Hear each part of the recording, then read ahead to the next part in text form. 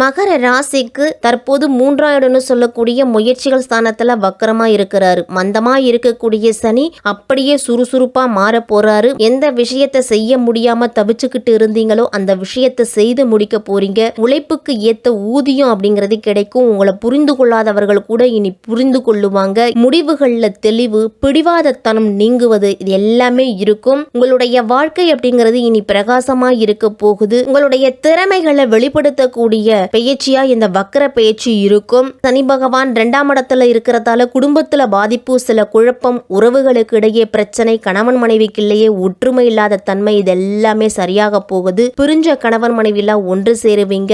2ஆம் இடம்னு சொல்லக்கூடிய குடும்பஸ்தானத்துல ராகு இருக்கிறாரு. அப்ப பிரம்மாண்டத்தை கொடுப்பாரு. அப்ப பெரிய முதலீடு போடும் பொழுது ரொம்ப கவனத்தோடு இருக்கணும். குழந்தை பாக்கியம் இல்லாதவர்களுக்கு குழந்தை பாக்கியம் கிடைக்கும். மகரத்துக்கு புதிய வாய்ப்புகள் தேடி வரும் இந்த வக்கர காலகட்டத்துல.